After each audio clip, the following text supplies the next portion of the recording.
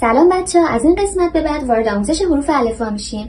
همونجور که قبلا گفتیم الفبای کره از 40 حرف تشکیل شده که 19 تاش حروف بی صدا هستن و 21 شون حروف صدادار هستن. که ما الفبا رو با حروف صدادار شروع میکنیم، اما قبلش یه نکته خیلی مهم میخوام بهتون بگم.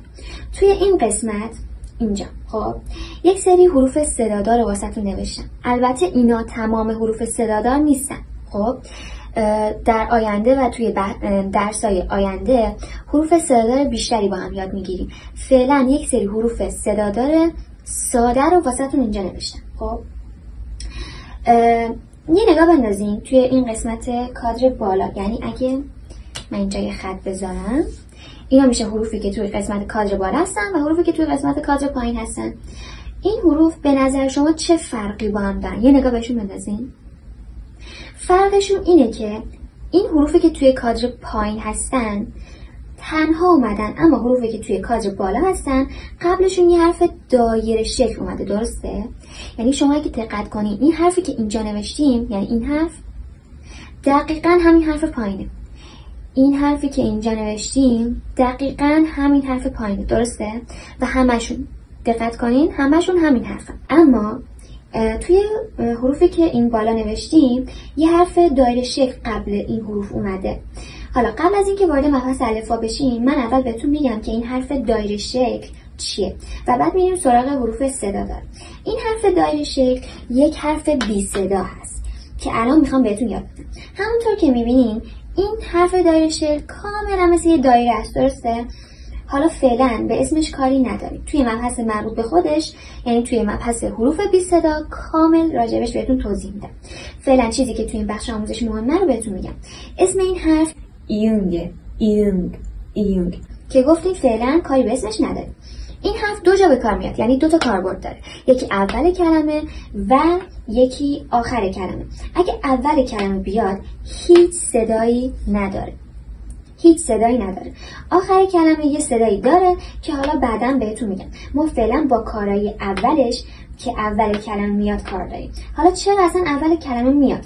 به این دلیل که حروف صدادار، یعنی تمام حروف صداداری که اینجا میبینیم واسهتون نوشتم، اگه اول کلمه بیان یا اگه اول بخشی از کلمه بیان، چون خب همه کلمات که یک بخشی نیستن. درسته؟ یک سری کلمات هستن یک بخشی هن، یک سری دیگه دو بخشی هن، یک سری دیگه سه بخشی هن و الی آخر اصلا 10 بخشی هن. خب پس حروف صدادار اگه اول کلمه یا اگه اول بخشی از کلمه بیان به صورت تنها، یعنی این شکلی نوشته نمیشن. خب مثلا حرف اولی که اینجا نوشته، این حرف صدای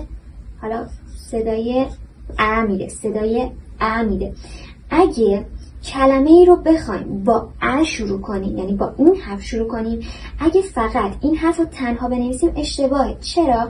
چون گفتم اگه حروف صدادار اول کلمه یا اول بخشی از کلمه بیان حتما باید با این حرف دایره شکل که بهتون گفتن نوشته بشن. یعنی دقیقاً مثل این حروفی که این توی این کادر بالا نوشته شده. این حروفی که توی کادر بالا نوشته شده کنارشون از این حرف دایره شکل استفاده شده، حروف پایینی استفاده نشده از این حرف دایره شکل که اینا اشتباهه. ما اگه بخوایم اینا رو به تنهایی بنویسیم اشتباهه. پس اگه ما بخوایم حرف صداداری رو بنویسیم حتما باید قبلش این حرف بی صدای دایره شکل هم نوشته بشه. الان شما این شکل دایره رو از کنارشون حذف کنین، یعنی مثلا من الان اینجا حذفش کنم، میبینیم که دقیقاً همون حرفی که توی کادر پایین هستن، یعنی دقیقاً همین حرف. یعنی من این حرف دایره شکل رو پاک کردم، این دقیقاً شد همین. اینو پاک کردم شد دقیقاً همین. درسته؟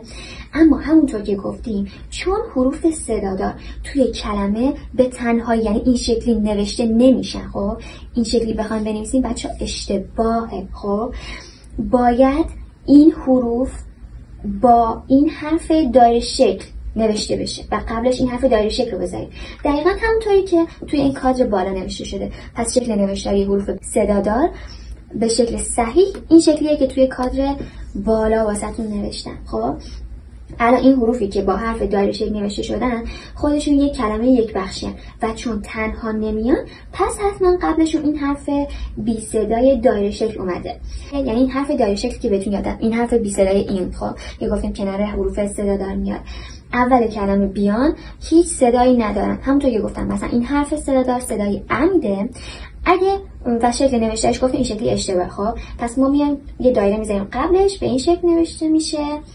حالا چجوری میخونیمش؟ بازم صدای ا میده. چرا؟ چون گفتیم که این حرف دایره شکل اگه اول کلمه یا اول بخشی از کلمه بیاد صدایی از خودش نداره، خب و صرفا برای همراهی با حروف صدادار میاد. خب پس یعنی این حرف همچنان صدای ا میده، چون که این حرف دایره شکل اول کلمه یا اول بخشی از کلمه هیچ صدایی نداره و صرفا برای همراهی با حروف صدادار میاد. پس این حرف شد صدای ا. خب این نکته خیلی مهم بود که باید قبل از شروع آموزش حروف صدادار بهتون یاد میدادم.